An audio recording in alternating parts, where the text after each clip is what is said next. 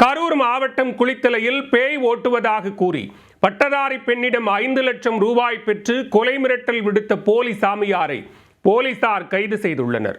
பில்லி சூனியம் பேய் பிடித்திருப்பதாக கூறி கேடி வேலை காட்டிய போலி சாமியாரின் பின்னணி என்ன? பில்லி சூனியம் எடுப்பதாக கூறி இளம் பெண்ணை சுற்றலில் விட்ட போலி சாமியார் இவர்தான்.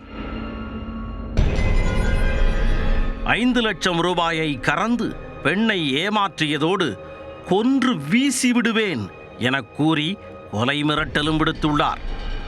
போலி சாமியாரும் பில்லி சூனிய புருடாவும் நடந்தது என்ன?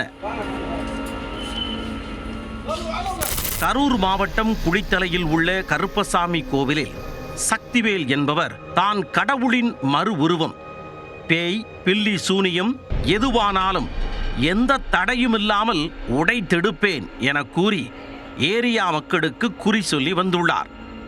சமீபத்தில் திருச்சி மாவட்டம் திருவெரும்பூரைச் சேர்ந்த பிரவீனா என்ற இளம்பெண் சாமியார் சக்திவேலை சந்தித்துள்ளார்.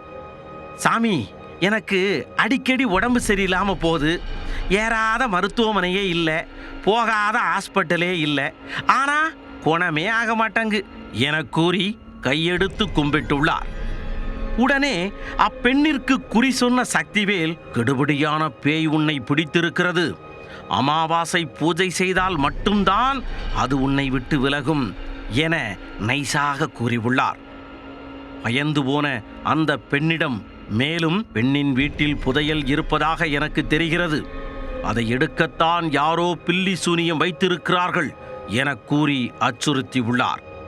இதையெல்லாம் சரி செய்ய வேண்டுமென்றால் 10 லட்சம் ரூபாய் மட்டுமே செலவாகும் எனவும் லிஸ்ட் போட்டுள்ளார். அதை கேட்ட பிரவீனா, பணம் போனா போகட்டும் சாமி, எனக்கு உடம்பு சரியானா போதும் என கூறி பல்வேறு தவணைகளாக 5,50,000 ரூபாயை சாமியாருக்கு கொடுத்துள்ளார். அதன் பின்னர் அமாவாசை பூஜை என்று 3 முறை பெண்ணை வைத்து படமும் காட்டியிருக்கிறார்.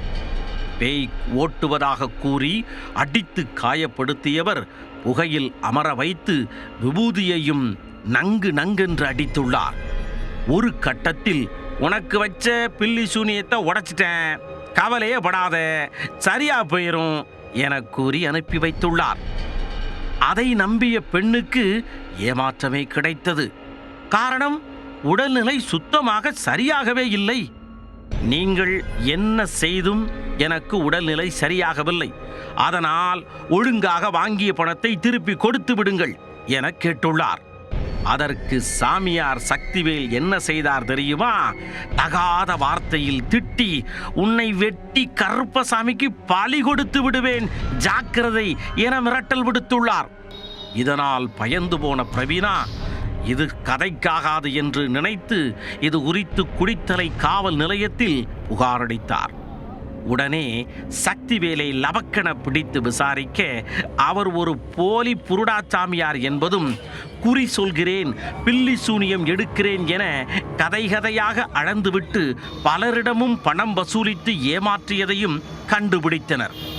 இதையடுத்து சம்பவம் தொடர்பாக வழக்கு பதிந்த போலீசார் போலி சாமியார் சக்திவேலை கைது செய்து சிறையில் போய் உன்னுடைய குறியை எடுத்துக்கொள் என்று அடைத்து விட்டனர்.